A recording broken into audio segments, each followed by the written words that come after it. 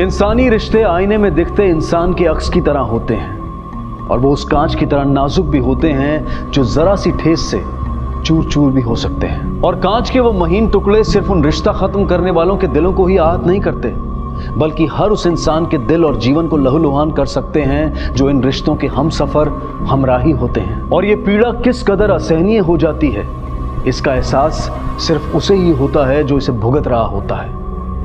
ऐसी ही आप बीती की कहानी कहता है हमारा आज का क्राइम पेट्रोल डायल 100 का ये एपिसोड।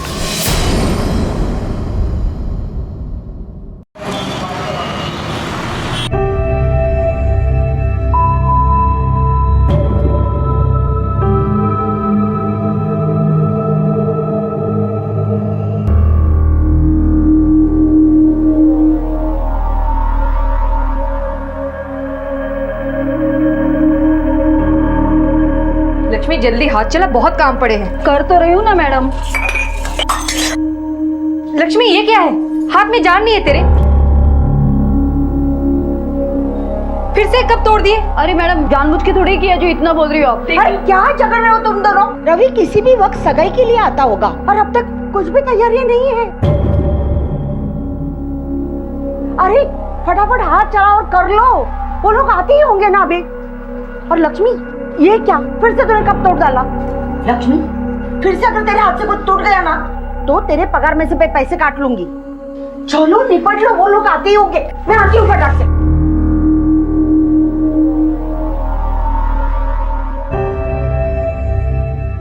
वाह परी लग रही है। बैठो बेटा, मैं आता हूँ।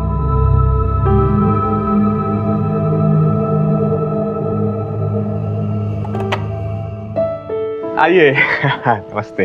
कैसे हैं? बढ़िया, आइए आइए, आप भी आइए, आइए अंदर आइए।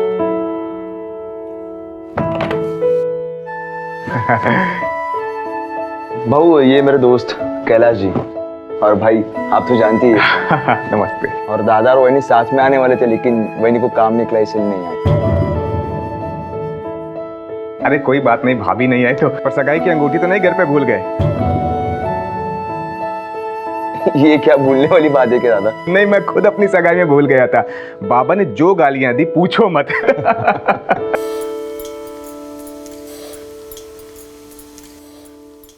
बाप रे कितना सारा नमक है, ऐसा खाना खिलाओगी मेहमानों को? अरे अभी तक खाना बनाना भी नहीं सीख पाई? सासूबाई जैसा आ रहा है वैसे बना रही हूँ, अगर ऐसा है तो खुद ही बना लीजिए ना। आई, हे भगवान, क्या कर रही हो? रवि आ गया। चलो। अरे बाप रे वो लोग आ गए। जल्दी जल्दी खाना तैयार करो, मैं देखती हूँ निधि तैयार हुई कि नहीं। हाँ निधि, आहो। आई नौकर चाकर किसी के भी सामने डांटने लगती है, अब मुझसे ये सब बर्दाश्त नहीं होता। क्यों टेंशन लेती हो? अपने अच्छे दिन जल्दी आने वाले हैं, बस थोड़े दिन और बर्दाश्त कर लो, उसके बाद इस घर की महारानी होगी।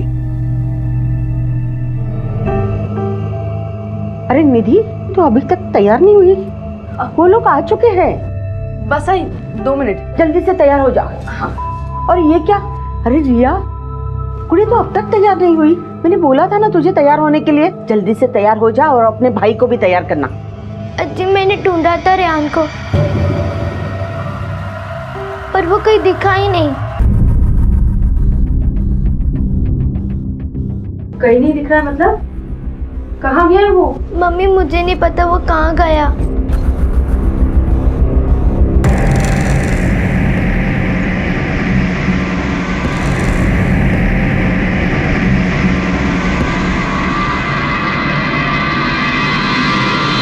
टेंशन मत ले, आ जाएगा।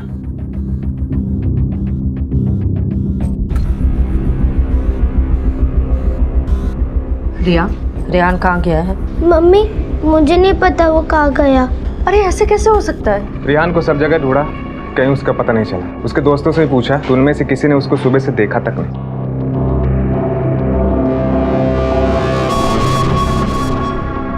रिया, तुझे कुछ तो बता के गया होगा ना कि वो कहाँ जा रहा है या कहाँ जाने वाला है?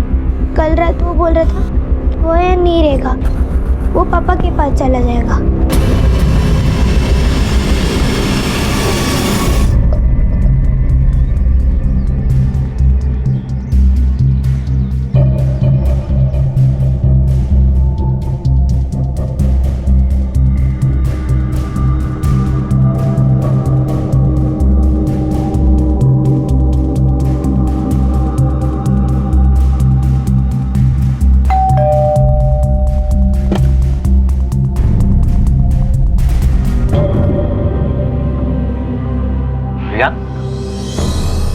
बेटा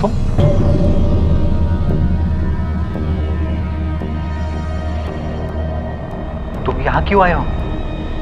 तुम्हें पता है ना तुम्हारी मम्मी गुस्सा करेगी तुम्हारे यहाँ आने से। देखना तुम्हारी मम्मी अब तुमसे और मुझसे दोनों से झगड़ा करेगी।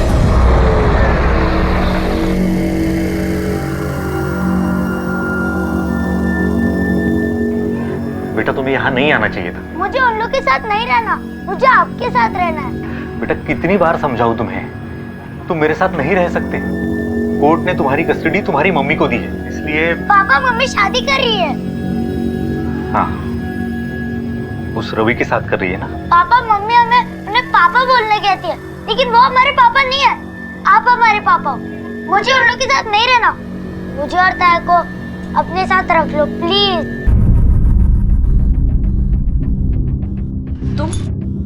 तुम यहाँ क्या कर रहे हो? तुझे मना किया था ना यहाँ आने से। हाँ, क्यों आया है फिर? समझ नहीं आता है तुझे? तुम्हारे मारने से नहीं समझेगा। मैं भी यही कहना चाहती हूँ कि ये एक बच्चा है जिसकी कस्टडी मुझे मिली है। अगर तुमने इसे बहलाने फुसलाने की कोशिश की तो मैं तुम्हें नहीं छोड़ूंगी। और एक बात याद रख लो कि अब इसका तुम्हारे साथ कोई नाता नहीं। मुझे आपके साथ नहीं रहना, मुझे पापा के पास रहना है। पापा के पास रहना है ना? चल घर चल कर बता। चल पापा पापा पापा पापा चल पापा। चल। 10 और 11 साल के रेहान और रिया अचानक बड़े हो गए थे और माँ बाप के अलग होने से अपने आप को असुरक्षित और लगभग अनाथ महसूस कर रहे थे। हर इंसान को उम्मीद की नजर से देखते कि शायद कोई तो उनका सहारा बने। माँ बाप का प्यार और उनकी परवाह हर बच्चे का हक है, जिससे दोनों महरूम थे और हालात को अच्छी तरह से समझ रहे थे। माँ की अनदेखी और बाप की मजबूरी के बावजूद बच्चे पूरी कोशिश कर रहे थे अपने बचपन को बचाने की, लेकिन उनकी इस कोशिश पर शायद पानी फिर चुका था।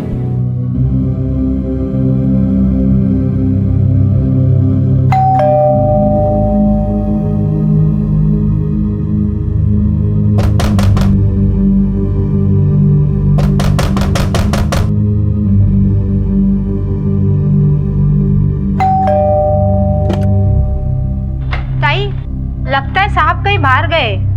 आपके पास चाबी देके गए हैं क्या? मुझे झाड़ू पोछा करना है। हाँ है।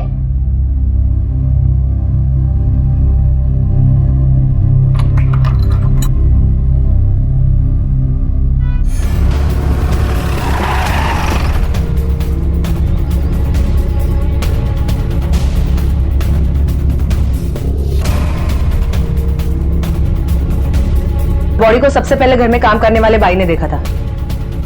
लाश अगर अंदर पड़ी हुई थी तो भाई अंदर आई कैसे? सब पड़ोसी से डुप्लीकेट चाबी लेकर। पहले उसने डोरबेल बजाई थी, लेकिन दरवाजा किसी ने खोला नहीं तो उसे लगा घर पर कोई नहीं है। सर मुझे लगता है खून रात को ही हुआ था। सर पे भी गहरी चोट लगी है पीछे की तरफ। ये वास लगने की वजह से ही मौत हुई है, लेकिन सर इस वास के इतने छोटे टुकड़े हुए कि फिंगरप्रिंट्स मिलना मुश्किल है। लेकिन फिर भी इन्हें कलेक्ट करवाओ, शायद कुछ मिले। Yes sir. और हमने चेक किया, घर में कोई फोर्स एंट्री के निशान भी नहीं है।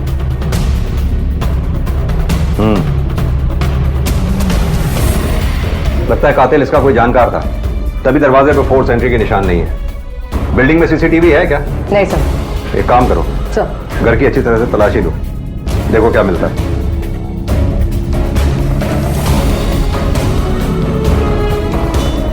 सर, ये इन्वेलप मिला है।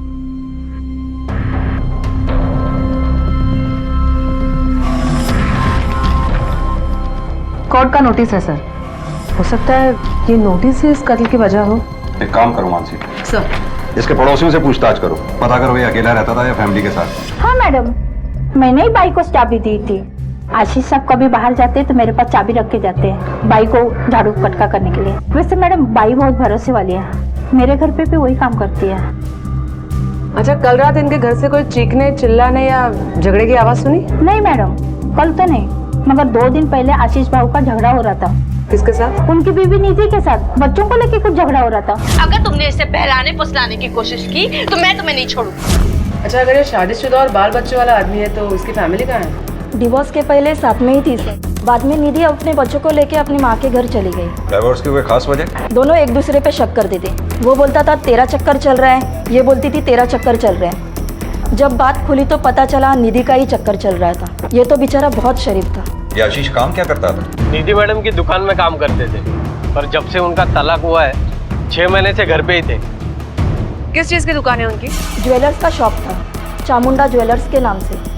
आपके पास आशीष की बीवी और उसके ससुराल वालों का फोन नंबर भी तो होगा, आप लोगों ने उन्हें फोन नहीं किया? मैंने तो नहीं किया और मुझे नहीं लगता किसी और ने भी किया होगा। ऐसा क्यों? सर, क्यों करेंगे उस नकछड़ी औरत से बात? पता नहीं वो अपने आप को क्या समझती है, बड़े पैसे का घमंड है उसे। अच्छा, ये आशीष की बीवी निधि रहती कहाँ है? हाँ हाँ, मैं 5 मिनट में दुकान पहुंच जाऊंगी। हाँ, वहीं पर मिलती हूँ। आई, मैं दुकान जा रही हूँ, आ जाऊंगी। हाँ। अरे तुम दोनों सुनो, स्कूल से ना सीधा घर आना।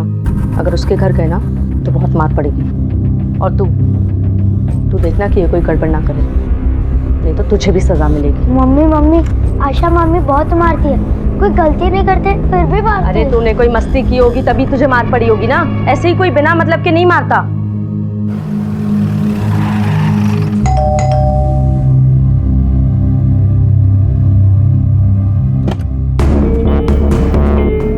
निधि ना आए?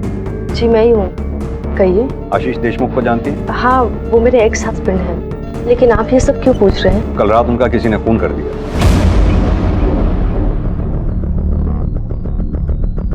आशीष से आपका रिश्ता कैसा था? मेरा मतलब कोई मनमुटाव या अनबन? सर, 6 महीने पहले मैंने उससे डिवोर्स ले लिया था। उसके बाद हमारी कभी बात नहीं हुई, तो मनमुटाव या अनबन की तो बात ही नहीं बनती सर। डाइवोर्स की कोई खास वजह? सर, वजह यही थी कि हम दोनों एक दूसरे से बहुत अलग थे। हमारी एक दूसरे से किसी भी बात पर नहीं बनती थी। क्या ये बात सच है कि आपके बिजनेस की तरक्की में आशीष का हाथ था? हाँ सर।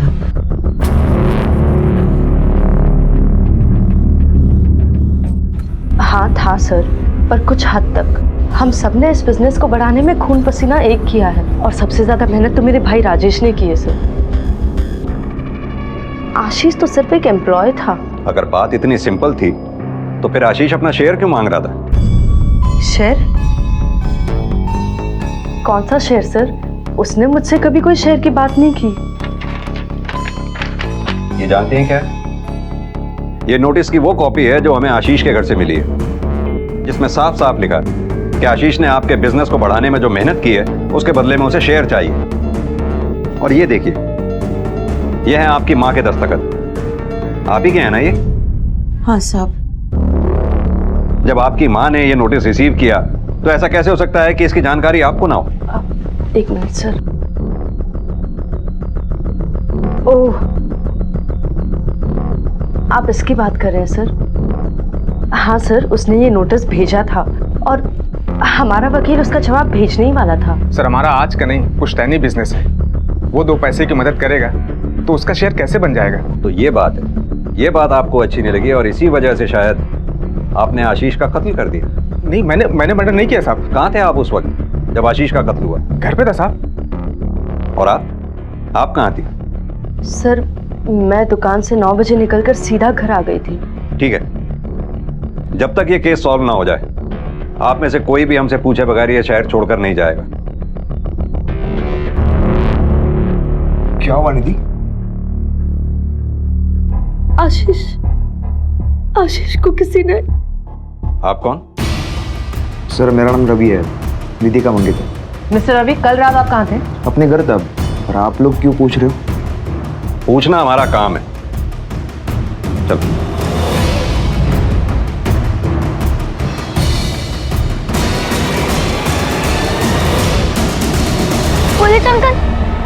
पुलिस अंकल, हमारे पापा वापस कभी नहीं आएंगे। तुझे क्यों पूछ? मैंने तुझे बताया ना कि पापा भगवान के पास चले गए, अब वहां से कभी नहीं आएंगे। तो ताई, तुमने पुलिस अंकल को क्यों नहीं बताया? चुप रह। मानसी, हो सकता है आशीष का कत्ल इस नोटिस की वजह से किया गया हो।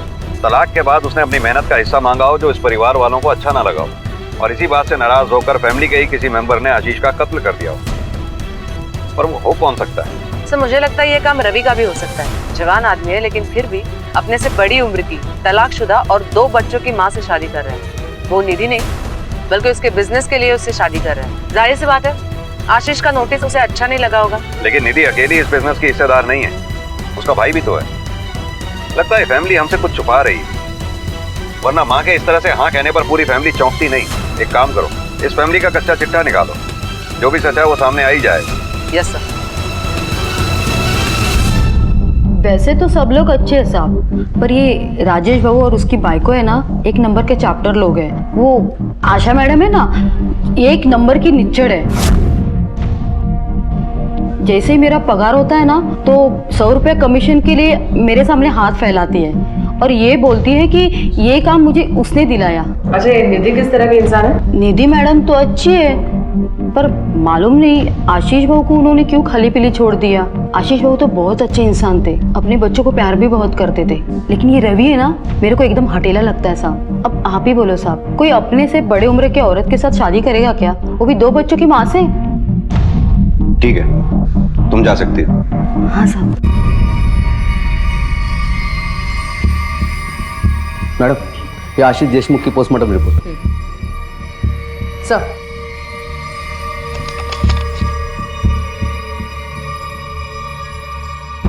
आशीष का कत्ल रात 10 से 12 बजे के बीच में हुआ। मौत सिर के पिछले भाग में गंभीर चोट लगने की वजह से हुई। आशीष ने खुद को बचाने की कोशिश भी नहीं की और बॉडी पे कोई स्ट्रगल मार्क्स भी नहीं। यानी कातिल आशीष का कोई पहचान वाला है। मानसी सर, हमें उस शख्स का पता लगाना होगा जो इस फैमिली को तो अच्छी तरह से जानता है, पर इस फैमिली का मेंबर नहीं है। Yes sir.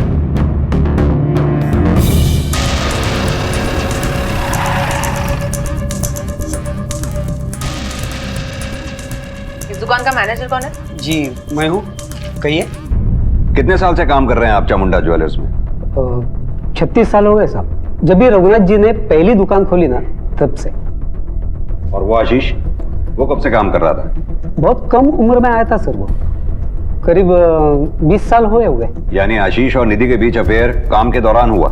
नहीं सर, निधि की तो अरेंज मैरिज थी। लव तो उसे कोई संग्राम शिर्के नाम के आदमी से था, जिसे वो रघुनाथ जी बिल्कुल पसंद नहीं करते थे। आपके कहने का मतलब है कि ये शादी निधि की मर्जी के खिलाफ हुई थी?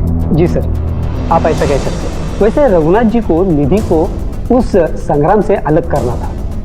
तब भी आशीष एक नई दुकान की प्रपोजल लेके उनके पास आ गए। उससे वो बहुत खुश हो गए। एक दिन मैं दुकान के अकाउंट्स लेके उनके घर गया था, तो मैंने देखा सर, ये पिछले महीने का अकाउंट स्टेटमेंट है, किससे कितना पैसा आना बाकी है और निधि,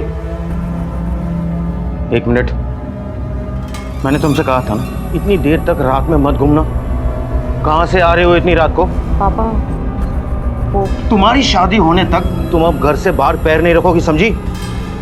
शादी? मैंने तुम्हारी शादी आशीष से तय कर दी है और वो बहुत। पापा प्लीज, मैं आशीष से शादी नहीं करूंगी।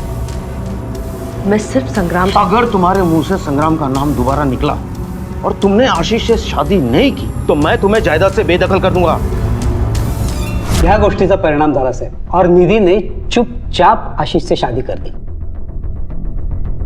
जब निधि ने आशीष से शादी कर ही ली थी, तो फिर तलाक इतने साल बाद क्यों? क्या कारण था? कसं सांगू तुम्हाला साहेब, वो किसी एक आदमी के साथ पूरी जिंदगी बिताने वाली लड़की नहीं है।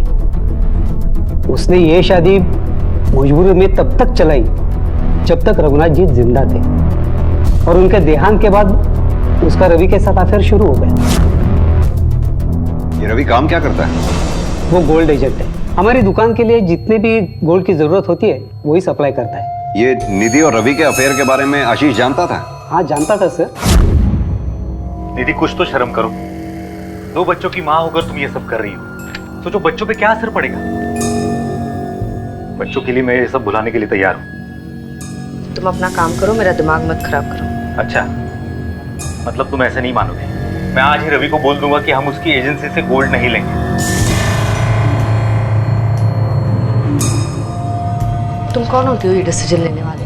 किस वहम में जी रही हो तुम? तुम इस बिजनेस में सिर्फ एक एम्प्लॉय हो और कुछ नहीं।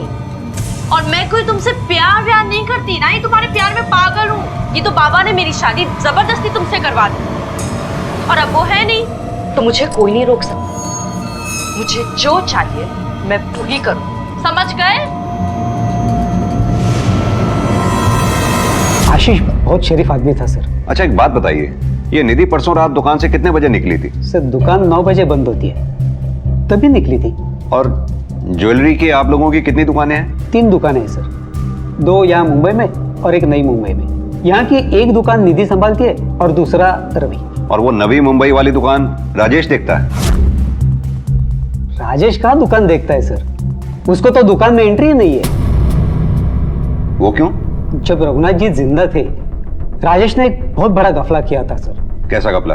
उसने नकली ज्वेलरी किसी कस्टमर को भेजी, असली ज्वेलरी चुपके से दूसरे कस्टमर को बेची और सारा पैसा खा गया। लेकिन आशीष ने उसकी ये चोरी पकड़ी थी और तभी से रघुनाथ जी ने उसके लिए दुकान में एंट्री बंद कर दी, जो आज तक बंद है। सर रघुनाथ जी को ये बात इतनी बुरी लगी कि उन्होंने अपनी वसीयत में सारी जायदाद निधि और उनकी पत्नी के नाम कर दी और राजेश को हर महीना सिर्फ 10,000 मिलेंगे ऐसा लग दिया। थोड़ा और डालना मैं। कौन बे? अरे सब क्या हुआ?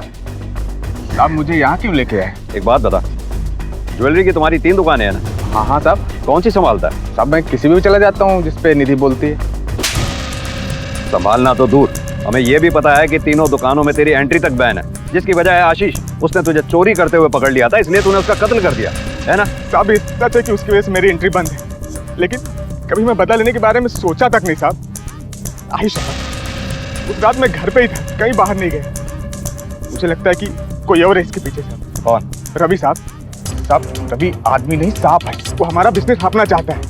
आशीष ने जब अपना हिस्सा मांगा तो उसको लगा कि आधा बिजनेस लेके जाएगा। साहब मुझे ऐसा लगता है कि उसी ने खून किया।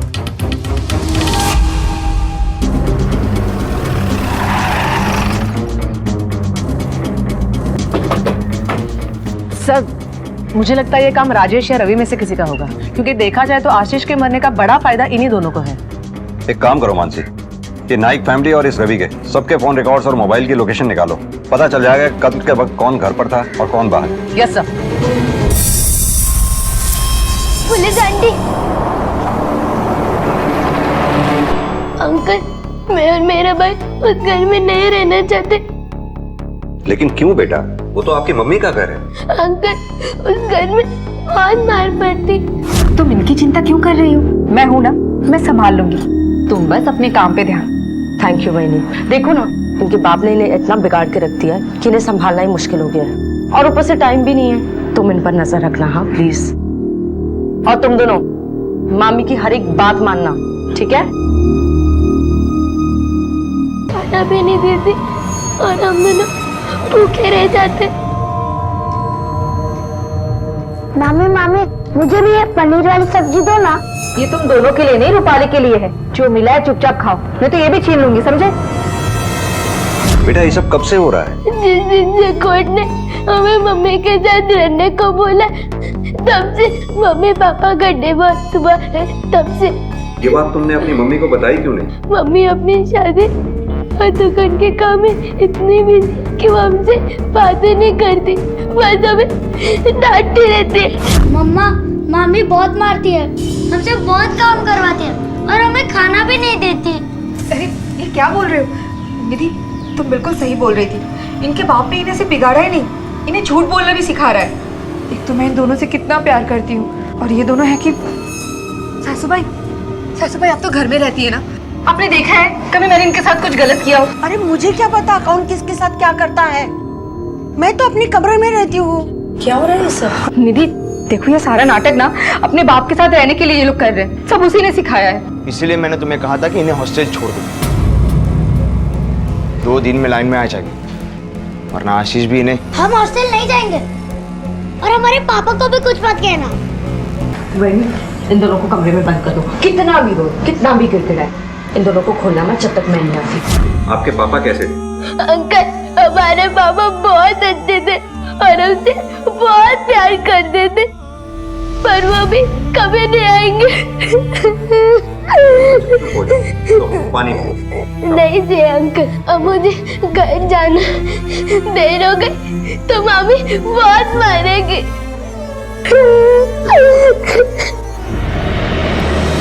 कुछ बोले क्या?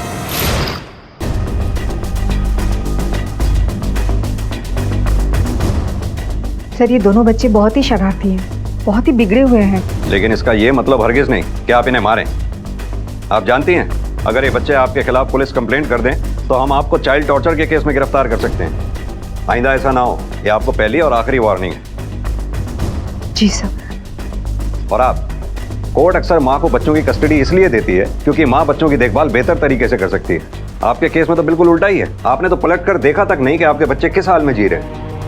रिया और रेहान ने रिश्तों को तार तार होते देखा था। माता और पिता दोनों की छत्र छाया चाहने वाले बच्चे किसी एक से भी महरूम थे क्योंकि सबको अपनी पड़ी थी, और पिता जिसके साथ वो रहना चाहते थे उसे उनसे हमेशा के लिए छीन लिया गया था। आशीष की हत्या का शक पुलिस को नाइक परिवार के हर सदस्य के साथ साथ रवि पर भी था, और इस शक के सिरे मोबाइल लोकेशन रिकॉर्ड आने के बाद कुछ खुलने लगे थे। सर दोनों, सर नाइक फैमिली के कॉल रिकॉर्ड और ये मोबाइल लोकेशन। ठीक है।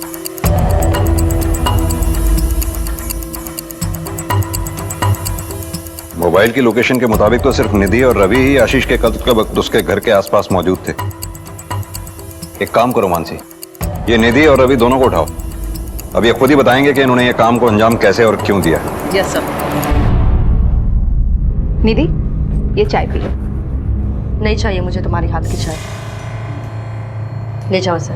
निधि, मैंने तुम्हें अपने बच्चे सौंप दिए थे ताकि तुम उनका ध्यान रख सको, और तुमने उन्हें नौकर बना दिया, मारपीट की उनके साथ।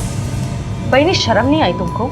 अरे वाह, ये तो हद ही हो गई। मेरे पति को बिजनेस से बाहर कर दिया और नौकरों की तरह 10,000 के पगार में बांध दिया, और मुझे तो नौकरानी बना दिया, और अब मुझे यहाँ आके दिखा रही हो। अगर ऐसा है ना तो खुद ही संभालो अपने बच्चों को। मुझे भी ये सब कुछ करके गाली खाने की कोई इच्छा नहीं है।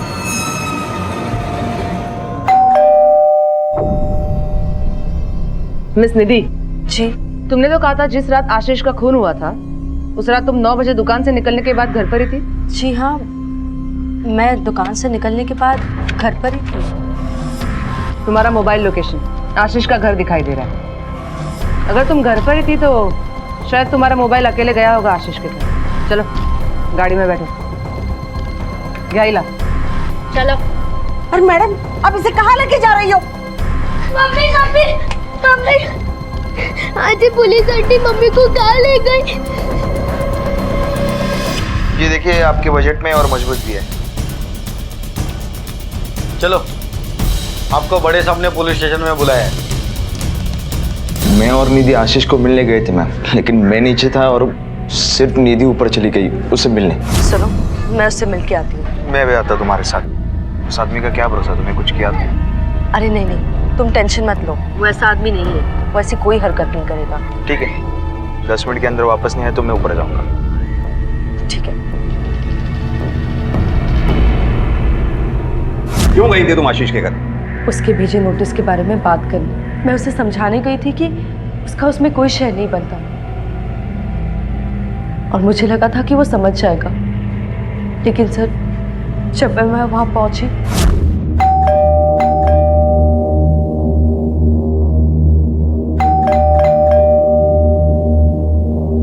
तो मैंने कई बार डोरबेल बजाई,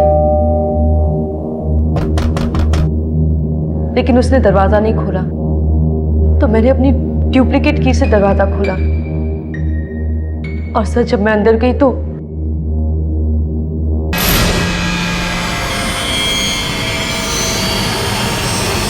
सर उसके बाद रवि ने मुझे अपने घर छोड़ा और वो भी चला गया। तुम दोनों के मोबाइल की लोकेशन के मुताबिक आशीष के यहाँ जाने से पहले तुम दोनों अपने अपने घर पर थे, यानी तुम दोनों वहां अलग अलग पहुंचे। जी सर। तो तुम वहां पहले पहुंची थी या रवि?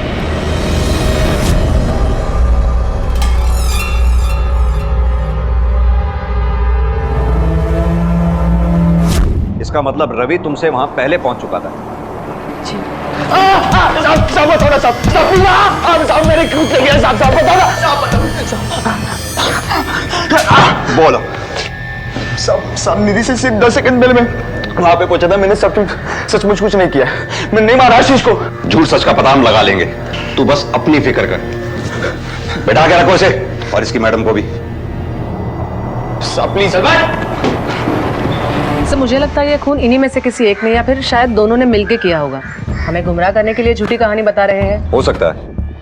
फिंगरप्रिंट्स की रिपोर्ट में कुछ आया? सर, रिपोर्ट्स के मुताबिक आशीष के घर में लगभग सभी के उंगलियों के निशान मिले हैं, बच्चों से लेकर रवि तक। ये दोनों तो कत्ल की रात वहाँ गए ही थे, लेकिन बच्चे भी तो बाप से मिलने अक्सर जाते होंगे। और वो कांच के टुकड़े, उन पे कोई फिंगरप्रिंट्स? नहीं सर, उन पे भी किसी के फिंगरप्रिंट्स नहीं मिले। सबके कॉल रिकॉर्ड्स फिर से चेक करो, एक एक नंबर का पता लगाओ कि किसका है।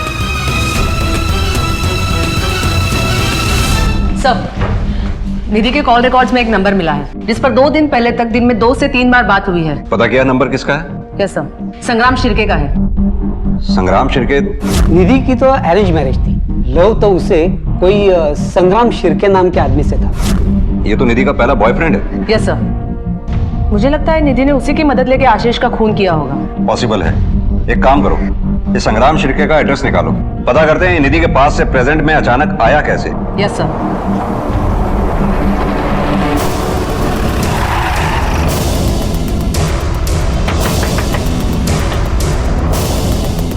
संग्राम शिर्के? जी मैं ही संग्राम शिर्के हूँ, कहिए। अब बता, जब निधि और तेरा अफेयर 12 साल पहले खत्म हो चुका था तो फिर अब तू अचानक कहां से टपक पड़ा? साहब, निधि ने मुझे धोखा दिया था साहब, उसके बाद मैं मुंबई छोड़ के बेंगलोर शिफ्ट हो गया था साहब। 3 महीने पहले ही वापस आया साहब। एक दिन निधि मुझे मार्केट में मिली साहब। दादा, ये बिल्डिंग कुठे? हाँ, इकडून दुसरी बिल्डिंग। ठीक है, हाँ, थैंक यू। संग्राम? निधि? संग्राम तुम यहाँ? यहाँ मतलब? ये मेरी ही तो दुकान है। ये सब छोड़ो, ये बताओ तुम कैसे हो? बुरा चल रहा है सब कुछ, नौकरी भी नहीं है। मैं कुछ मदद कर सकती हूँ? तुझे पता है निधि की पहली शादी टूट चुकी है और अब वो दूसरी शादी करने जा रही है। हाँ, पता है साहब। उसके बावजूद भी तुम दिन में 3-3 बार उससे इतनी लंबी बातें करते थे। नहीं साहब, मैं तो बहुत कम फोन करता था उसको, वही बार बार मुझे फोन करती थी साहब। और वो बोलती थी। सीधी तरह से बताएगा या मैं अपने ढंग से पूछूं? पता था साहब, उसने मुझे आशीष का खून करने के लिए कहा था साहब। सुपारी दे रही थी आशीष की, और इस काम के लिए काफी सारे पैसे भी देने की बात कर रही थी साहब। उन्हीं काफी सारे पैसों की लालच में तूने आशीष का खून कर दिया है ना? तुमने आशीष को मारने की सुपारी दी थी? सुपारी? नहीं सर। तावड़े! इसने कबूल कर लिया है, लेकिन तुम अब भी झूठ बोल रही हो। इसने तो अपने हिस्से का सच बता दिया, अब तुम भी अपने हिस्से का सच बता दो। सर वो आशीष मुझे धमकी दे रहा था कि वो मेरे दोनों बच्चों की कस्टडी छीन लेगा, कोर्ट में अपील करेगा, बिजनेस का शेयर लेके रहेगा, और उसके लिए उसने मुझे नोटिस भी भेजा था। मैं बहुत परेशान हो गई थी, समझ ही नहीं आ रहा था क्या करूं। और तभी मैंने संग्राम को उसे मारने के लिए कहा था, लेकिन सर उसने मना कर दिया। क्योंकि इसने मना कर दिया उसे मारने के लिए तो तुमने ये काम किसी और से करवाया? नहीं सर मेरा यकीन कीजिए सर, मैंने ना तो मर्डर किया और ना ही करवाया है। सर प्लीज मेरा यकीन कीजिए, मैंने नहीं किया है सर, मैंने उसे नहीं मारा है सर, नहीं मारा है मैंने। देखा, आखिरी बार तेरे को कह रहा हूँ, अपने हिस्से का मेरे नाम कर दे, वरना तू समझ ले। तू क्या करेगा? हाँ, क्या करेगा? मैं तेरे नाम पे कुछ भी लिख के देने वाली नहीं हूँ, समझा? अरे क्यों जिद कर रही हो? अब हम दोनों ही तुम्हारे बुढ़ापे का सहारा है। निधि वापस नहीं आने वाली। निधि ने और रवि ने आशीष का खून किया, समझी? तुम झूठ बोल रहे हो। मेरी मम्मी ने मेरे पापा को नहीं मारा। सर निधि शुरू से हर बात पे हमसे झूठ बोल रही है, अब भी वो हमें गुमराह कर रही है। मुझे लगता है ये खून उसने किया नहीं होगा, किसी और को सुपारी देकर करवाया होगा। नहीं मानसी, अगर निधि ने किसी और को सुपारी दी होती तो उस क्रिमिनल का नंबर निधि के कॉल रिकॉर्ड्स में जरूर मिलता। हमारे हाथ में अभी भी कोई सॉलिड प्रूफ नहीं है। सर अभी वायरलेस पे खबर आई है, मार्केट के पीछे वाली गली में 9-10 साल के लड़के की लाश मिली है, और सर 11-12 साल की लड़की जख्मी हालत में मिली है। लड़की को हॉस्पिटल में भेज दिया है, लड़की का नाम रिया है। सर के पीछे किसी भारी चीज या पत्थर से वार किया गया।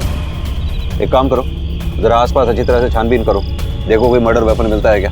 Okay sir. मानसी एक बात समझ में नहीं आई, ये बच्चे इतनी रात को यहाँ कर क्या रहे? Gaitonde yes sir. सबसे पहले इसे किसने देखा था? सर इन्होंने देखा। मैं अपनी ड्यूटी ख़त्म करके घर जा रहा था। अचानक इधर से एक बच्ची की रोने की आवाज़ आई। मैं दौड़कर इधर आया, देखा तो लड़का मर चुका था। सर हॉस्पिटल से फोन आया था, लड़की को होश आ गया। रिया बेटा कैसी हो? कैसे हुआ ये सब? किसने किया? अंकल, मामा ने हम दोनों को घर से बाहर निकाल दिया। क्यों? देख बुढ़िया, चुपचाप साइन कर दे, वरना आशीष को तेरे भेजा ना, तेरे को भेज दूंगा, समझी? बेटा तुम्हें अच्छी तरह याद है तुम्हारे मामा ने यही कहा था। अंकल वाजी भी थी, मामा ने उनके सामने बोला, फिर हम दोनों को घर से बाहर निकाल दिया। जब हम आपके पास आ रहे थे तभी उन्होंने हमें मारा था। कहाँ जा रहे हो तुम दोनों? हम लोग पुलिस अंकल के पास जा रहे हैं। पुलिस के पास? अभी ले चलता हूँ तुम दोनों को पुलिस के पास। उसके बाद मैं वहीं गिर गई। अंकल रेहान का है, वो कैसे? वो ठीक है ना? डॉक्टर को बुलाओ जल्दी। बेटा रेहान ठीक है, तुम अपना ख्याल रखो, जल्दी से ठीक हो जाओ। अब मैं सच कह रहा हूँ, मैंने किसी को नहीं मारा है। वो मैंने आई को डराने के लिए ऐसा बोला था। आई शपथ साहब, मैंने सच में किसी को नहीं मारा। साहब आपने बोला ना कि मैं बच्चों के पास बाइक से गया था। पर मेरी बाइक तो एक हफ्ते से गैराज में पड़ी साहब। चाहिए तो आप मैकेनिक से भी पूछ सकते हैं। सर रिहान के मर्डर स्पॉट पे ये 2 पत्थर मिले जिन पे खून के निशान थे। दोनों के फॉरेंसिक रिपोर्ट आ गई है। बड़े वाले पे रिहान का खून है, छोटे वाले पे रिया का खून है। मानसी एक बात समझ में नहीं आई, अगर राजेश ने ही दोनों बच्चों को मारा है तो उसने दोनों को एक ही पत्थर से क्यों नहीं मारा? एक को बड़े पत्थर से और दूसरे को छोटे पत्थर से क्यों मारा?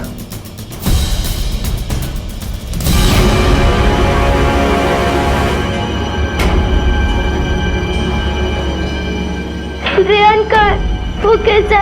वो ठीक है ना अंकल? तुम ही बताओ बेटा, रेहान ठीक है या नहीं? मैं कैसे? देखो बेटा, हमें पता है तुमने ही रेहान को मारा है। पहले बड़े पत्थर से तुमने रेहान के सिर पे पीछे से वार किया और फिर छोटे पत्थर से अपने यहां सिर पे आगे से चोट लगा ली। क्यों किया तुमने ऐसा? बोलो बेटा, बताओ तुमने अपने भाई रेहान को क्यों मारा? क्योंकि अंकल, क्योंकि मुझे पता था कि पापा को मैंने ही मारा है।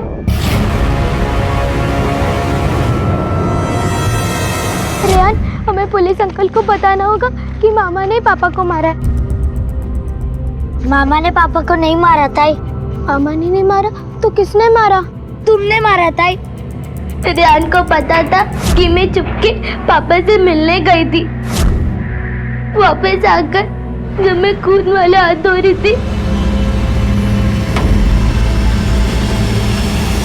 तब से वही मेरे पीछे पड़ा था कि मैं आपको सब सच सच बता दूं। तुम्हारी वजह से पापा भगवान के पास गए, तुम्हारी वजह से मम्मी को पुलिस आंटी ले गई, तुम्हारी वजह से सिर्फ। मैं सबको बता दूंगा, मैं सबको बता दूंगा।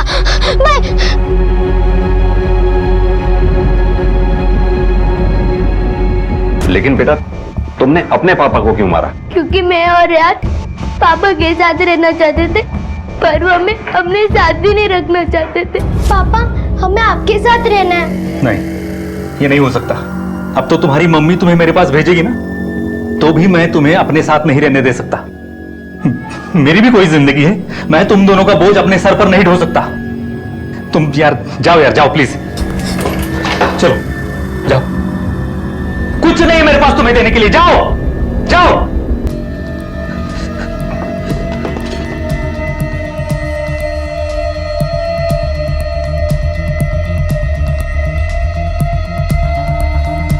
मम्मी और पापा ने हमारे साथ ऐसा क्यों किया? हमने क्या गलत किया? कोई भी बच्चा इस दुनिया में अपनी मर्जी से नहीं आता।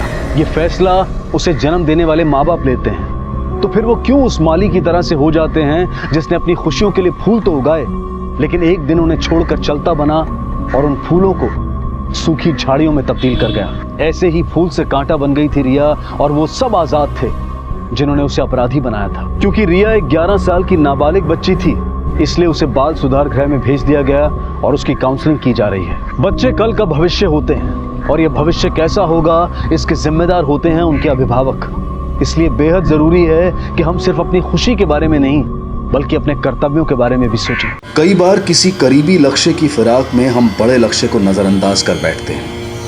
उस एक पल की खुशी के लिए हम जन्म भर की खुशियां खो देते हैं।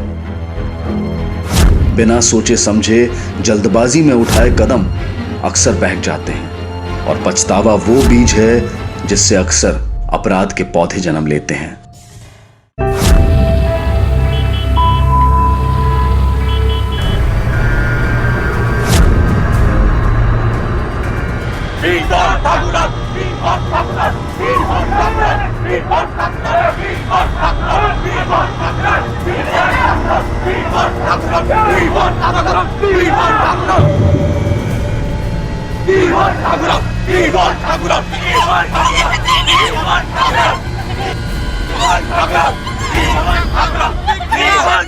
Hello hello police.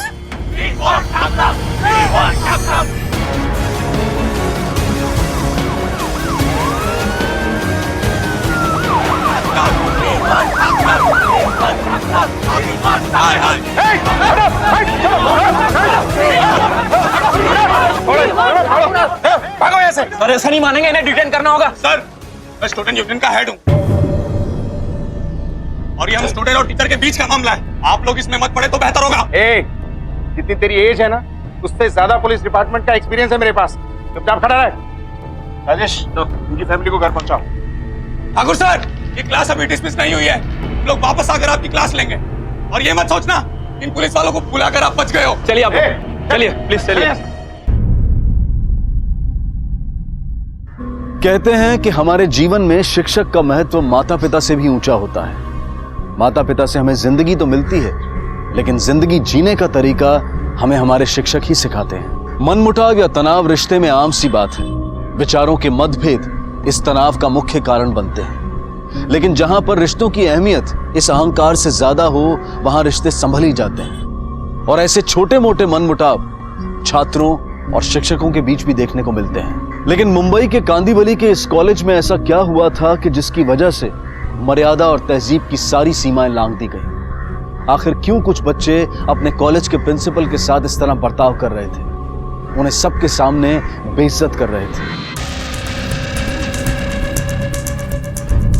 देखो मैं तुम्हारी मानसिक हालत समझ सकता हूँ लेकिन तुम्हारे कुछ जवाब मुजरिम को सलाखों के पीछे पहुंचा सकते हैं। क्या तुम्हारे साथ रेप हुआ है? किसने किया ये? हाँ सर मेरे साथ रेप हुआ।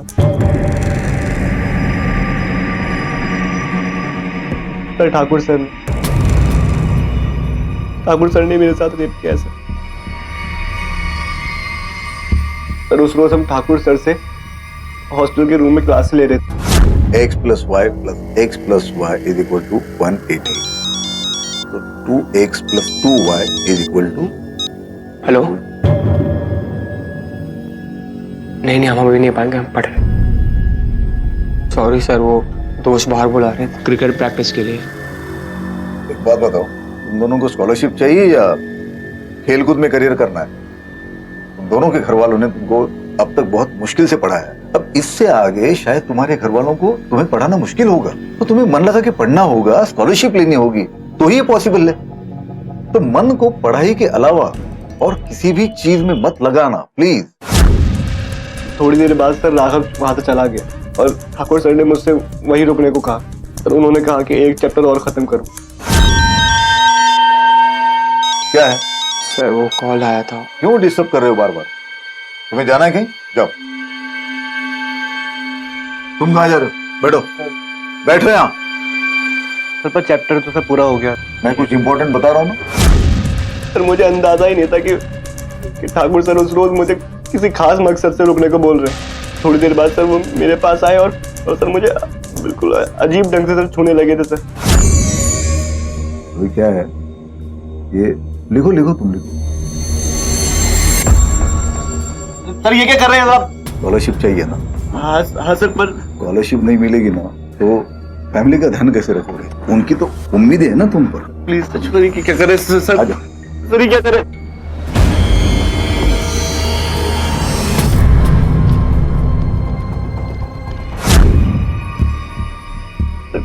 कॉलेज के बाद ठाकुर सर हमको मैथ्स की एक्स्ट्रा क्लासेस देते थे।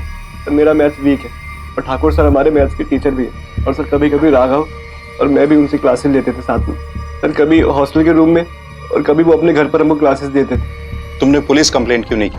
सर ठाकुर सर मुझको फेल कर देते। मुझे सर स्कॉलरशिप की बहुत ज़्यादा ज़रूरत है। मेरी फैमिली की मुझसे बहुत उम्मीद है और वो उम्मीदों को जिंदा रखने के लिए स्कॉलरशिप बहुत ज़रूरी थी। सर मैं ये बात किसी को बताना नहीं चाहता था, पर कल रात सर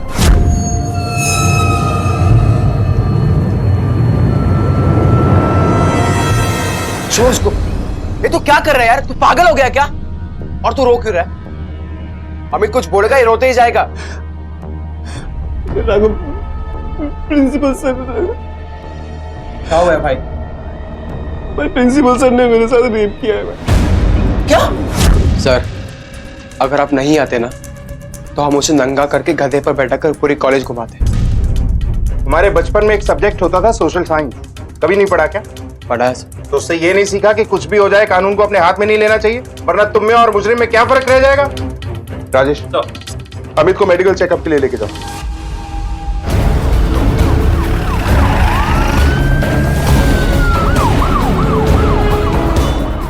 मैंने अमित का रेप? आपको अमित ने कहा? अमित और राघव तो मेरे बेटे जैसे हैं, पढ़ाई में तेज है, काफी गरीब है, इसलिए सारे नियमों को अनदेखा करके उनको पढ़ाया ताकि उनको स्कॉलरशिप मिले, जिंदगी में आगे बढ़े। उन्होंने कहीं उनकी इस जरूरत को पूरा करने के लिए आपने अपनी जरूरत का हल तो नहीं ढूंढ लिया ठाकुर साहब? नहीं तो आपने भी उंगली को टेढ़ी करने का सोचा होगा। मैं एक शिक्षक हूँ, शिक्षक। मैंने हमेशा अपने स्टूडेंट्स का भला ही चाहा है सर। आज ये घिनौना आरोप मुझ पर लगा। देखिए सर, आज तक जिन सिद्धांतों पर और उसूलों पर मेरी जिंदगी मैंने काटी, ये सिर्फ 2 मिनट की खुशी के लिए उन सिद्धांतों को और उसूलों की बलि नहीं चढ़ा सकता मैं। अब तो एहसास हो गया वाकई में कलयुग चल रहा है। इतना खिलौना आरोप मुझ पर। ये सही कह रहे, ये ऐसा कुछ कर ही नहीं सकते सर। सर इन्हें देखकर लगता नहीं कि इन्हें ऐसा कुछ करने की जरूरत है। सर 30 साल का टीचिंग करियर, एक बेटी एक बेटा, साथ में बीवी। सर उम्र के इस पड़ाव में इतने रेप्यूटेड कॉलेज के प्रिंसिपल होने के बाद सर मामला कुछ और ही है। राजेश, जुर्म करने की सोच एक ऐसी गंदी बीमारी है जो न वक्त देखती है, न उम्र देखती है और ना ही इंसान देखती है। हो सकता है कि ठाकुर ने कुछ नहीं किया, या फिर यह भी हो सकता है कि ठाकुर बहुत ही शातिर है। सर मुझे लगता है कि मेडिकल रिपोर्ट से काफी कुछ क्लियर हो जाएगा। राजेश, अमित के साथ बलात्कार हुए 2 हफ्ते से ज्यादा का वक्त गुजर चुका। मुझे शक है कि इस रिपोर्ट से हम किसी भी नतीजे तक पहुंच पाएंगे। जब तक रिपोर्ट आती है, इन दोनों की कुंडली निकालो, पता करो कि कॉलेज के प्रोफेसर और स्टूडेंट्स क्या सोचते हैं इस बारे में, खासतौर पर इन दोनों के रिलेशन और कैरेक्टर के बारे में। सब चलो।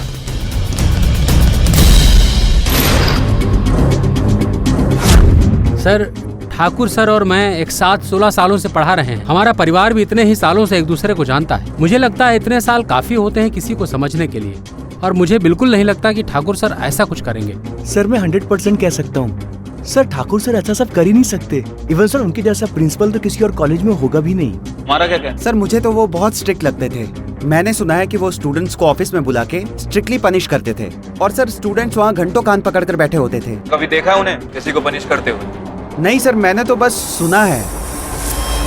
सर मैंने जब ठाकुर सर के बारे में सुना तो मेरे कानों को तो भरोसा ही नहीं हुआ, और मुझे लगता नहीं कि वो ऐसा कुछ कर सकते हैं। अमित काफी डिसेंट लड़का है, वो झूठ क्यों बोलेगा? फिर बाकी तो भगवान ही जाने की सच क्या है।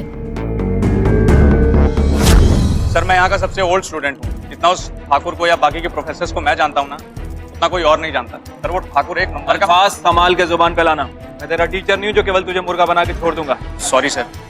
सर मैं यहाँ का स्टूडेंट यूनियन हेड हूँ, तो यहाँ निगरानी रखता हूँ।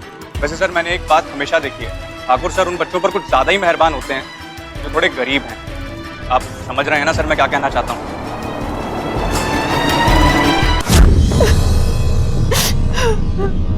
बेटा तेरे साथ इतना कुछ हो गया, देख एक बार तेरी माँ को बताने की कोशिश करता बेटा।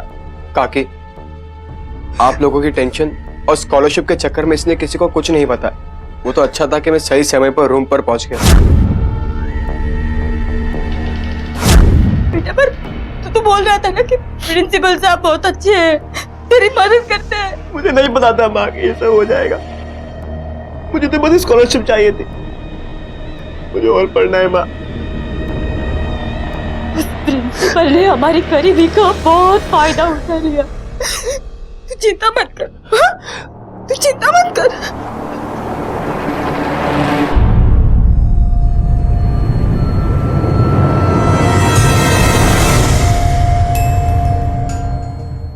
क्या चाहिए तुम्हें? हम लोग सोच रहे थे क्यों ना तेरे बाप को थोड़ा और सबक सिखाया जाए। क्या बोलता है? देख, तेरे बाप ने चोरी छिपे अमित के साथ जो करना था कर लिया, और हम लोग जो तेरे साथ करेंगे ना, कह के करेंगे। बहुत ज्यादा बोल रहे हो तुम। और अगर अब एक और शब्द मेरे पापा के बारे में बोला ना, नहीं तो क्या, यही कपड़े उतार के डांस करेगा क्या? क्या आइडिया है? और हाँ बेटा, तेरे बाप के सामने से नंगा मत जाना। तेरा बाप ने बहुत जोश है। मार साले को, मार। कपड़े उतार इसके, उतार कपड़े उतार इसके। मुझे लगता है अब ये लोग हद से ज्यादा आगे बढ़ गए हैं। हमें पुलिस को बता देना चाहिए। कोई फायदा नहीं होगा। सबको यही लगता है अमित के साथ वो सब आप ही ने किया है। कोई हमारे सपोर्ट में खड़ा नहीं होगा।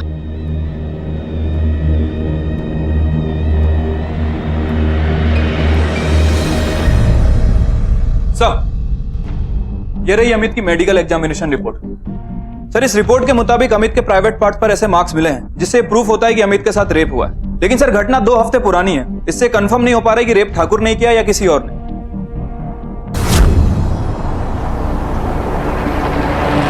ठाकुर सर ने मेरे साथ रेप किया सर। इतना खिलौना आरोप मुझ पर। ये ऐसा कुछ कर ही नहीं सकते सर। राजेश, इस रिपोर्ट से आधा केस आईने की तरह साफ हो चुका है। अब जरूरत है ठाकुर को तोड़ने की। चलो। सर, मैं अपने बच्चों की कसम खा के कहता हूं सर, मैंने कुछ नहीं किया। अमित का रेप। चलिए, 1 सेकंड के लिए मान लिया कि आपने ये सब नहीं किया, लेकिन फिर अमित आप पे ये इल्जाम क्यों लगा रहा है? मेरे साथ रेप हुआ है। ठाकुर सर ने मेरे साथ रेप किया सर। एक लड़का, अगर एक लड़की ये इल्जाम लगाती हम तो भी कुछ सोच सकते थे, और फिर वो मेडिकल रिपोर्ट के हिसाब से अमित के ऊपर रेप हुआ है। आपको अगर ऐसा लगता है कि मुझे मारपीट कर सच जो है सामने आ जाएगा, मैं आपके साथ चलने के लिए तैयार हूं, लेकिन मेरा जवाब वही रहेगा। जरूर वो अमित जानबूझ के ये सब कर रहा है।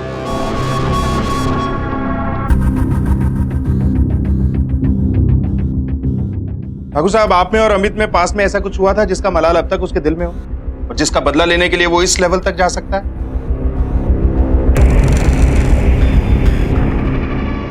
AB square is equal to AC square plus 8 into bracket BC. AB square is equal to AC square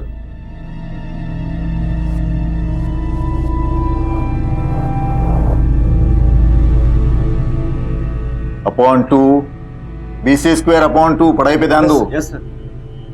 sir, वो पानी चाहिए था। पानी पी लूं? नहीं, रुको।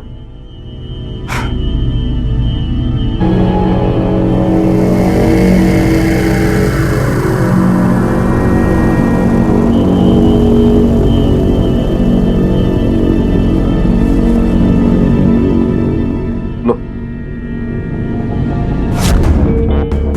उसी रात दिव्या मेरे कमरे में आई थी।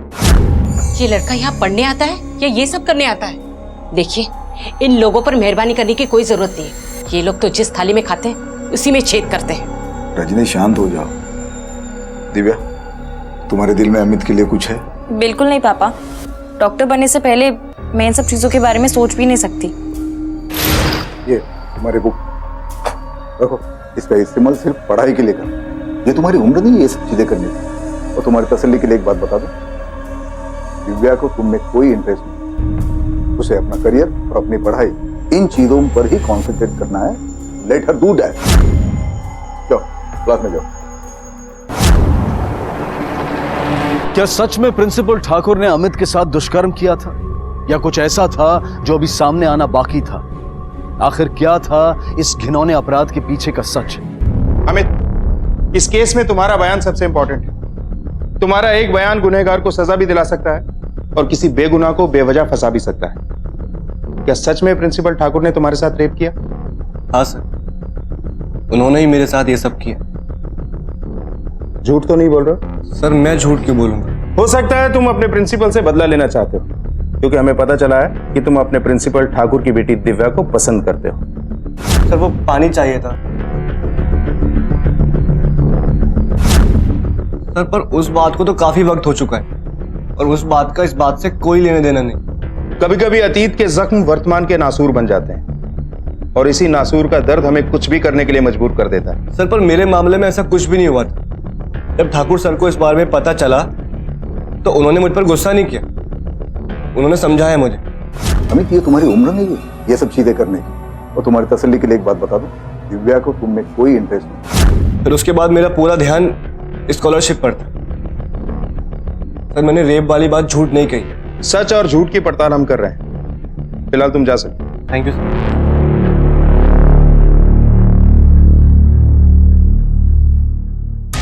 राजेश, इस केस में ऐसी कोई कड़ी जरूर है जो हमसे मिसिंग है, जिसके हाथ लगते ही मुजरिम के हाथ में हथकड़ियां हुई।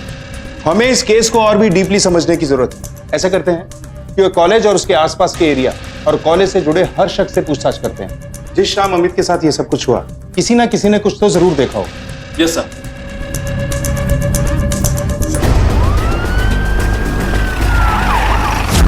हाँ, मैं उस शाम को था उनके साथ। वो कॉलेज के एनुअल फंक्शन के बजट पे काम कर रहे थे। मुझे कुछ काम था तो मैं घर चला गया, लेकिन राघव और अमित को पढ़ाने के लिए वो जाने वाले थे। नहीं सर, उस शाम को मैंने ठाकुर सर और अमित को एक साथ नहीं देखा था। फिर किस आधार पर तूने अमित की बात पर विश्वास करके अपने प्रिंसिपल के साथ ये सब किया? सर कहीं ऐसा तो नहीं कि आप ठाकुर सर को बचाने के रास्ते ढूंढ रहे हैं? हम जो भी कर रहे हैं वो तो पता चल ही जाएगा। पहले एक बात बता, तू अपने प्रिंसिपल से इतना नाराज क्यों रहता है? सर मुझे वो लोग नापसंद हैं जो अपनी पोस्ट और पावर का गलत फायदा उठाते हैं। फिर तो तू खुद को भी नापसंद करता होगा, क्योंकि अभी तक तूने भी अपनी पोस्ट और पावर का सही इस्तेमाल नहीं किया। सर मुझे अच्छे से याद है, वो उस रात सोया भी नहीं था, बहुत डिस्टर्ब था। एक दो बार तो मुझे ऐसे लगा कि वो रो रहा है।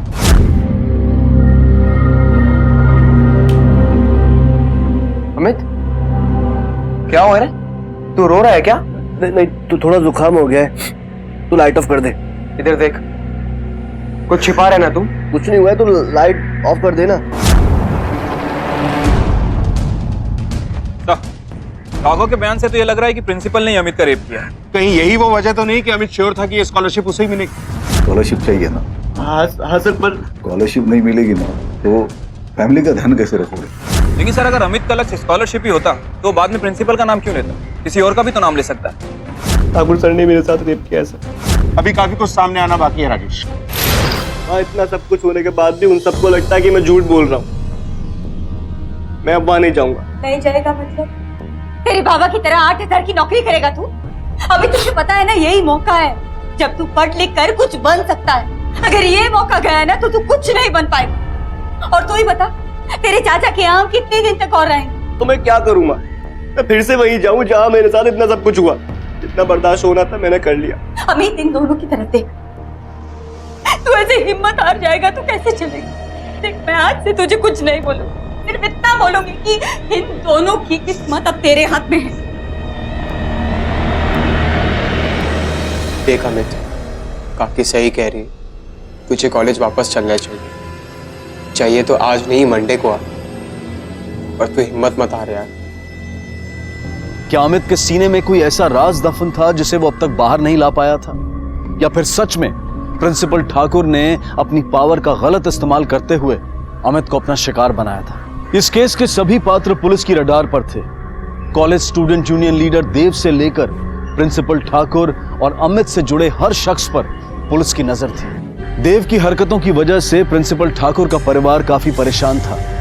उनके लिए तो जैसे जीना भी मुश्किल होता जा रहा था। देव अपने साथियों के साथ मिलकर जो कर रहा था वो कानूनन अपराध था। और अगर एक मिनट के लिए मान भी लिया जाए कि प्रिंसिपल ठाकुर ने अपने स्टूडेंट अमित के साथ कुछ गलत किया था, तो भी उन गुनाहों की सजा के हकदार सिर्फ प्रिंसिपल ठाकुर ही थे, ना कि उनके घर वाले। देव के इस रवैये पर प्रिंसिपल ठाकुर और उनका परिवार आखिर चुप क्यों था? ये चुप्पी आने वाली एक बड़ी मुसीबत को न्योता दे रही थी। इस केस के अगले अध्याय में कुछ ऐसा लिखा था जिसके होने के बाद सभी के होश उड़ गए।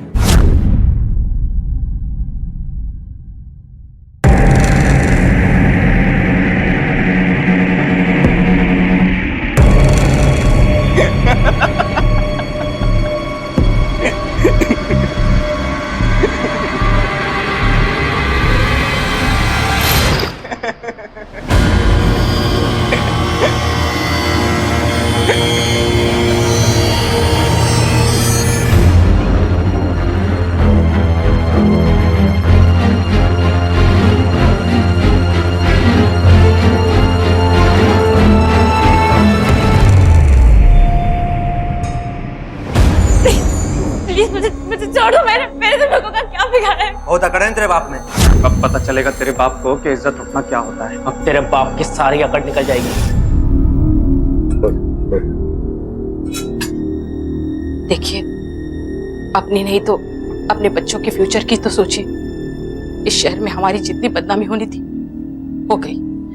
नए शहर में हमें कोई नहीं पहचानेगा। मैंने ऐसा कुछ नहीं किया जिसकी वजह से मुझे ये शहर छोड़ना पड़े। और अभी इस केस का फैसला भी नहीं आया। जब तक मुझे न्याय नहीं मिलता मैं हार नहीं मानूंगा। आप मेरी बात समझने की कोशिश तो कीजिए। दिव्या! दिव्या! दिव्या! लोगों की इतनी हिम्मत। रजनी, अब मैं चुप नहीं बैठूंगा। पर हर बार की तरह इस बार भी ये काम उनका ही, देव और उसके साथी।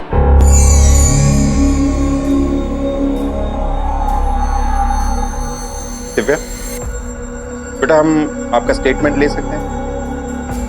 दिव्या, इनको अपना स्टेटमेंट दे दो।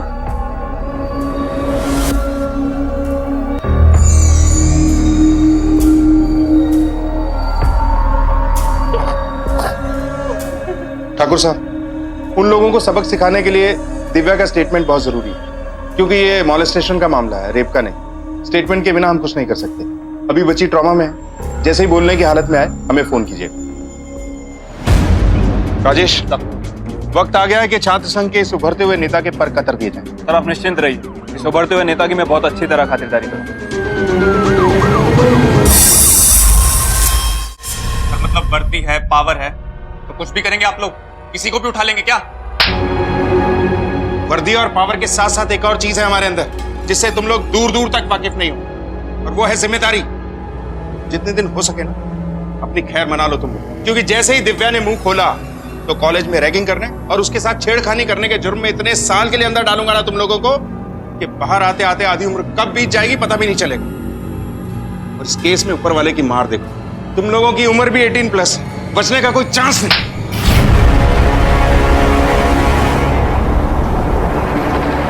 राजेश, ये लड़के बहुत शातिर हैं, बच निकलने के लिए हर पैंतरा अपनाएंगे, इसलिए दिव्या का स्टेटमेंट हमारे लिए बहुत जरूरी है। सर मुझे एक बात बहुत खटक रही है, आखिर ये तीनों लड़के दिन रात इस केस के पीछे क्यों पड़े? सर कहीं ऐसा तो नहीं कि अमित की सिचुएशन का फायदा उठाकर ये तीनों कुछ अपना पर्सनल खुन्नस निकालना चाहते हैं? हो सकता है कि प्रिंसिपल और इनके बीच में कोई आपसी रंजिश हो, जिसकी वजह से ये लोग हाथ धो के प्रिंसिपल के पीछे पड़े। राजेश, कॉलेज जाओ, गुप्ता और बाकी स्टूडेंट से पता करो कि इस एंगल के पीछे माजरा क्या है।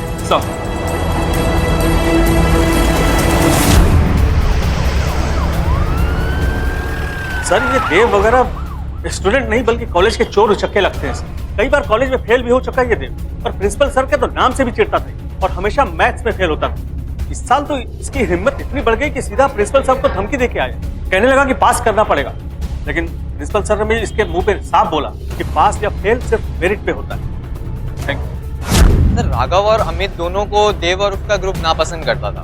ऐसा क्यों? सर राघव और अमित दोनों ही देव के स्टैंडर्ड के नहीं थे, दोनों ही लोअर कास्ट और गरीब फैमिली से थे। पढ़ाई में अच्छे थे, इसीलिए ठाकुर सर और बाकी के टीचर के चहीते थे। देव और उसके सारे फ्रेंड्स हमेशा हमें बहुत परेशान करते थे, हर बार हमारी रैगिंग लेते थे। सर दिव्या! दिव्या बेटा, दरवाजा खोलो। दिव्या! मेरा दिल बहुत घबरा, आप दरवाजा तोड़ दीजिए, तोड़ दीजिए।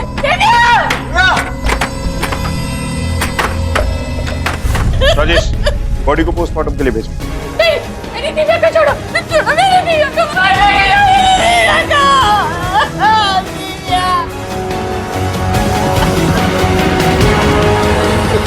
क्या?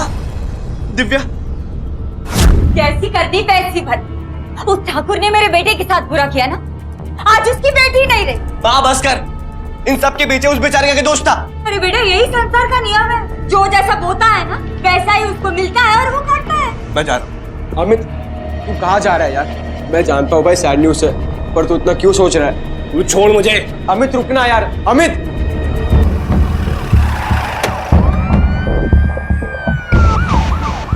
सर ये रही दिव्या की पोस्टमार्टम रिपोर्ट। सर रिपोर्ट के मुताबिक इट्स अ सुसाइड। राजेश, इस केस में एक बेगुनाह की जान गई। ये केस अब बहुत सेंसिटिव हो चुका है। सर फिलहाल इन 3 लड़कों का क्या करना है? फिलहाल तो इन्हें छोड़ना ही होगा, क्योंकि हम दिव्या का स्टेटमेंट नहीं ले पाए। इसी वजह से इनके खिलाफ ना तो हमारे पास कोई गवाह है और ना ही सबूत। राजेश, मुझे लग रहा है कि प्रिंसिपल ठाकुर को इस सब में फंसाया गया है, जबकि असल में मामला कुछ और है। ठाकुर सर ने मेरे साथ रेप किया सर। इतना घिनौना आरोप मुझ पर। सर मैं झूठ क्यों बोलूंगा? अब देव और अमित प्रिंसिपल के खिलाफ मिले हुए हैं या अमित खुद ही कोई चाल चल रहा है, ये पता लगाना थोड़ा मुश्किल है। लेकिन हम चुप बैठ नहीं सकते, पता तो करना ही होगा। ये केस प्रिंसिपल ठाकुर को बलात्कार के लिए अपमानित करने से शुरू हुआ था और अमित की मेडिकल रिपोर्ट ने भी अमित के साथ बलात्कार होने की पुष्टि की। अब तक पुलिस को यह शक था कि अमित ने जो कहानी उन्हें बताई थी उसमें कुछ मिसिंग था, लेकिन इस केस के अगले मोड़ पर जो हुआ उसके बाद उनका शक यकीन में बदल गया। सर ये देखिए, जूम करो। मेरा बेटा अमित नहीं मिल रहा साहब, उसे ढूंढ के दीजिए साहब। ठीक है, बैठिए। कहाँ गया था आपका बेटा? साहब कल दोपहर को दिव्या की मौत का पता चला। जैसी करती वैसी भर। माँ बस कर, इन सब के पीछे उस बेचारे का दोस्त था। मैं जा रहा हूँ। अमित साहब रात को भी घर नहीं आया, पूरी रात इंतजार किया साहब। मुझे लगा कि वो हॉस्टल गया होगा। राघव से बात हुई तो उसने बताया कि वो उधर भी नहीं आया साहब। आप चिंता मत कीजिए, हम तुरंत अमित को ढूंढना शुरू कर दें। नहीं सर, अमित को तो मैंने नहीं दिखाया। काकी का भी कॉल आया था मुझे, लेकिन मैंने उन्हें भी यही कहा कि वो यहाँ नहीं आया। अच्छा, ये अमित और कहाँ उठता बैठता है? सर यही आसपास में 2-3 जगह है जहाँ वो कभी कभी जाकर बैठा करता था। लेकिन सर कल मैंने एक बात नोटिस की। क्या? सर कल जब मैं यहाँ वापस आ रहा था,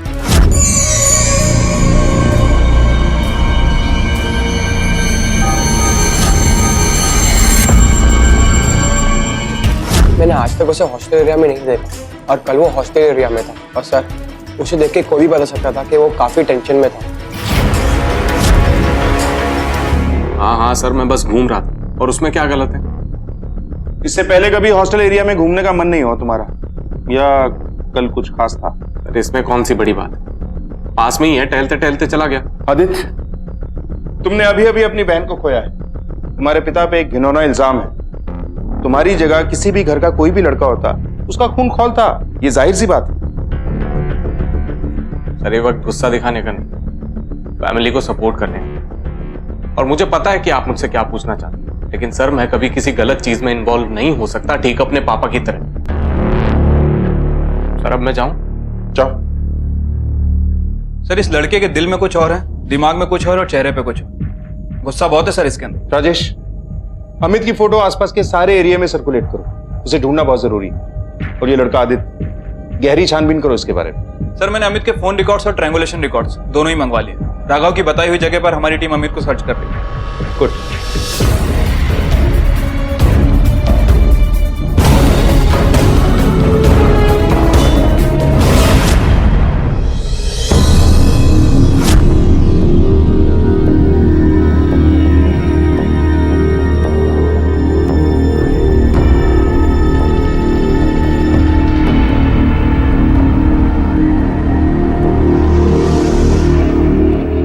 रजनी बहन, संभालिए अपने आप को, संभालिए।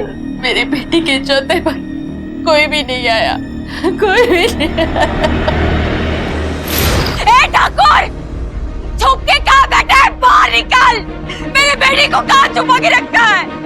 उसको मार देगा फिर छोड़ेगा क्या?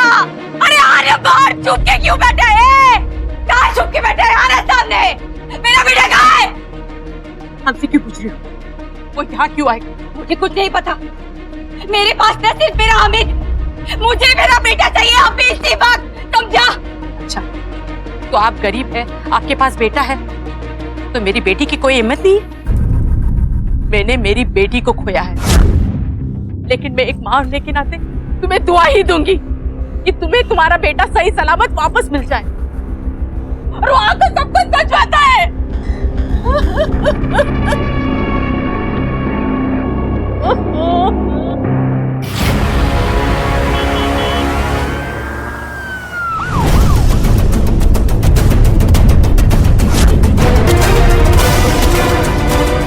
कुछ नहीं है सर।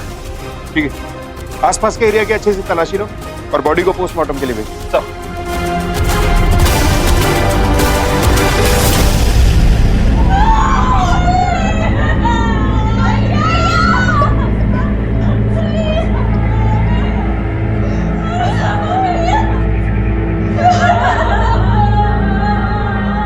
अमित की अचानक बरामद हुई लाश ने इस केस का रुख ही बदल दिया।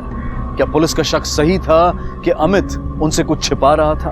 अगर अमित ने अपने बलात्कार से जुड़ी जानकारी पुलिस को गलत दी थी तो उसने ऐसा क्यों किया था? आखिर उसके सामने ऐसी क्या मजबूरी थी कि जिसकी वजह से अमित ने उस शख्स को सारे समाज के सामने दोषी बना दिया, जिस शख्स ने हमेशा उसे सफलताओं की सीढ़ी चढ़ते हुए देखना चाहा?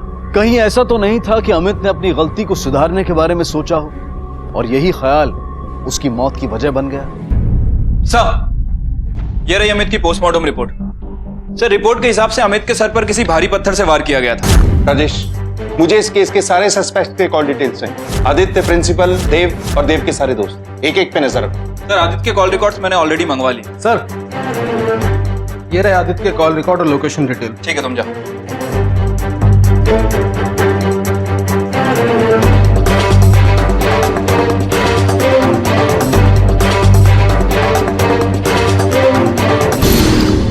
एक शब्द भी झूठ बोला ना तो हलक से जबान बाहर निकाल लूंगा। तुझे तेरा पिता पसंद नहीं है ना, क्योंकि 2 साल पहले उन्होंने तुझे कॉलेज से सस्पेंड किया एग्जाम में चीटिंग करने के जुर्म में, जिसकी वजह से तू 1 साल फेल भी हुआ था। अरे एक तो वो काफी पुरानी बात है और मैं ही मेरे पापा से गुस्सा रहूंगा। सर, गलती तो मैंने ही की थी ना।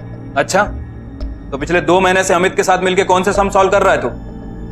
ये देख तेरे फोन रिकॉर्ड्स। इस फोन रिकॉर्ड्स के हिसाब से तूने ही सबसे ज्यादा बार अमित को कॉल किया। अब सीधे सीधे बोल, अमित के साथ मिलकर तूने ही षड्यंत्र रचा ना अपने पिता के खिलाफ? और जब अमित ने मुंह खोलना चाहा तो तूने उसकी भी आवाज दबा दी। सर, ये सच है कि मैं उसे कॉल करता था क्योंकि वो कमीना मेरी बहन के पीछे था। अगर कोई मेरी बहन के पीछे होगा तो मैं तो बीच में आऊंगा ही ना। ये सच है कि मैं पिछले कुछ दिनों से उसे ज्यादा कॉल कर रहा था। सर, वो सच सच बता दे कि मेरे पापा बेकसूर हैं। सर, मैं ही अपने पापा के खिलाफ षड्यंत्र क्यों रचूंगा? ये सब गलत है सर। मैं मेरे पापा से बहुत प्यार करता हूँ और मुझे पता है कि मेरे पापा बेकसूर हैं। पुलिस का पूरा शक प्रिंसिपल ठाकुर के बेटे आदित्य पर था, लेकिन सबूतों के अभाव में वो आदित्य को मुजरिम साबित नहीं कर पा रहे थे। तभी पुलिस ने तय किया कि वो इस केस को ऊपर से नीचे तक एक बार फिर से खंगालेंगे। और इसी दौरान पुलिस के हाथ कुछ ऐसा लगा जिसके बाद इस केस की दशा और दिशा दोनों ही बदल गई।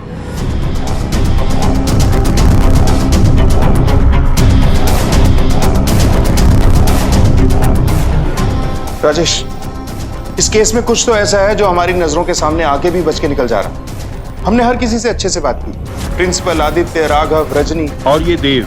कुछ तो है जहां हमसे चूक हो रही है। हमें इस केस से जुड़ी एक एक चीज को दोबारा से चेक करने की जरूरत है। सर, अमित को तो स्कॉलरशिप पहले ही मिल चुकी थी। और सर, ये देखिए, ये लेटर अमित ने अपने पीसी से डिलीट कर दिया था। अभी अभी हमने रिकवर किया। इस लेटर के हिसाब से तो लैक ऑफ फंड की वजह से अमित को कॉलेज छोड़ने के लिए कहा गया था। लेकिन सर, उस टीचर ने तो कहा था कि वो दोनों स्कॉलरशिप को लेकर काफी कॉन्फिडेंट।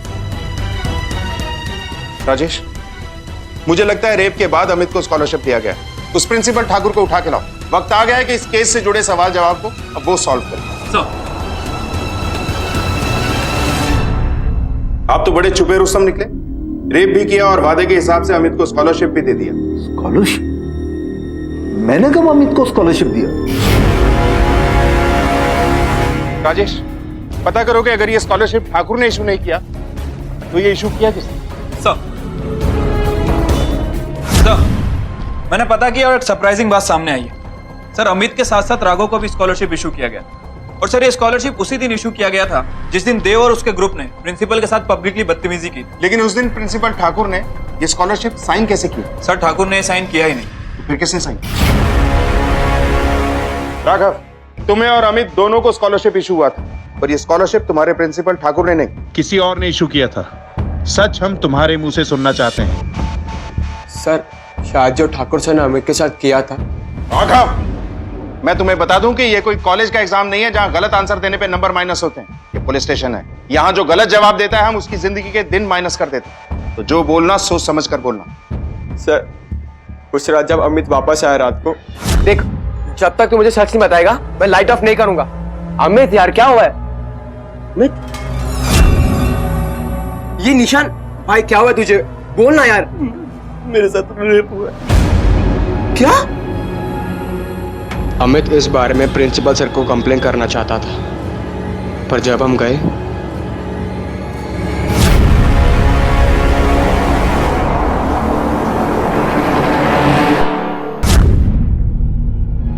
रेजिग्नेशन? गुप्ता जी ये क्या बात?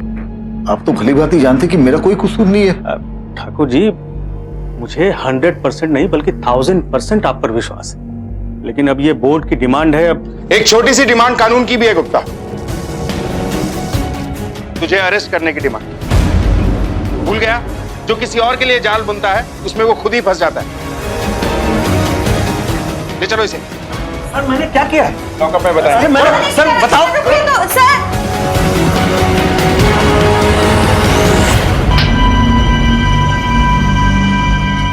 सर मैंने कुछ नहीं किया सर, मैंने कुछ भी नहीं किया, मेरा विश्वास कीजिए। अपनी ओवर एक्टिंग बंद कर। राघव ने अपना मुंह खोल दिया, तेरा खेल खत्म। और उस शाम कॉलेज में प्रिंसिपल ठाकुर नहीं बल्कि तू एनुअल डे का हिसाब कर रहा था।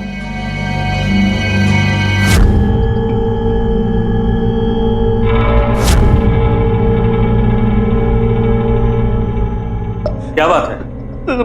प्रिंसिपल सर से मिलना है सर। प्रिंसिपल सर नहीं है, मुझे बताओ क्या बात है।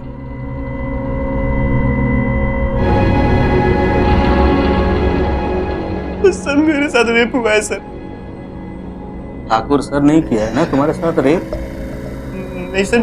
ठाकुर सर नहीं किया है तुम्हारे साथ रेप। अब कहानी की तरह इस बात को रट लो, और कोई भी पूछे तो ठाकुर सर का ही नाम ले, समझ गए?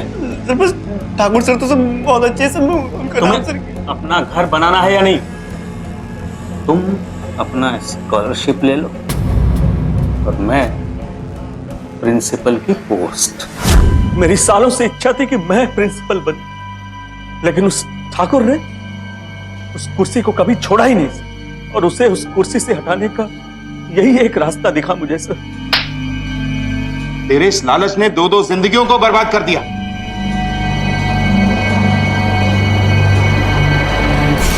राजेश, ये तो साफ हो चुका है कि रेप ठाकुर ने नहीं किया, तो फिर ये रेप और अमित का मर्डर आखिर किया किसने? सर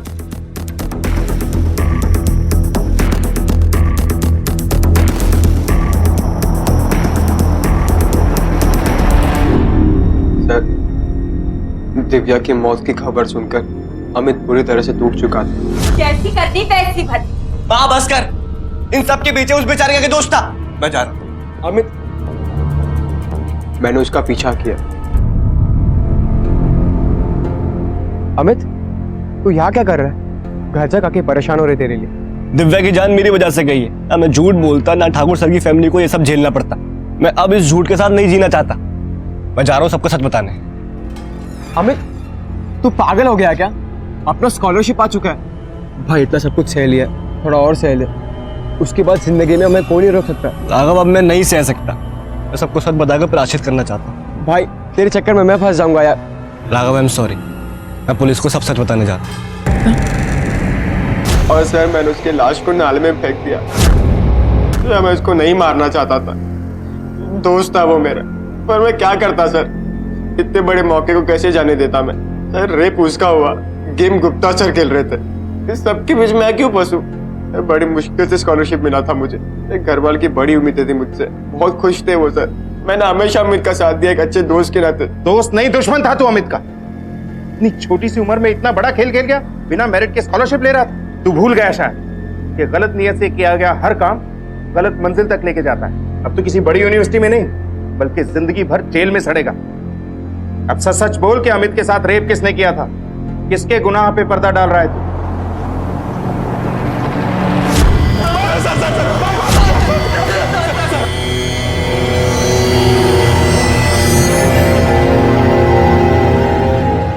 हाँ सर, हमने किया उस अमित का रेप। क्यों किया? सर वो ठाकुर हमेशा उन लोगों को वीआईपी ट्रीटमेंट देता था। सर हमें फेल कर दिया और उन दोनों को स्कॉलरशिप देने की सोच रहा था। उस रोज भी ठाकुर अमित को ट्यूशन दे रहा था। ये देख के हम लोगों का दिमाग गर्म हो गया सर। निकलो अभी, ये स्कॉलरशिप मिलनी चाहिए तुम्हें। Thank you sir. All the best.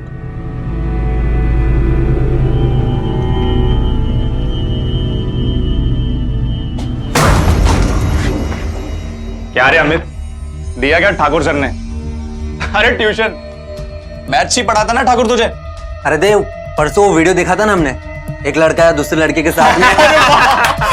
अरे तभी मैं सोचूं ये ठाकुर का स्पेशल बॉय कैसे बना। You are special boy, 2-3 special चीजें हमें भी सिखा दे यार। हमें भी स्कॉलरशिप लेना भाई। हाँ आना, पकड़ साले को।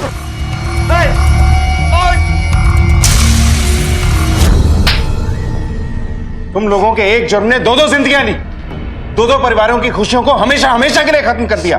स्टूडेंट यूनियन के हेड होने के पोस्ट और पावर का ये फायदा उठाया तूने।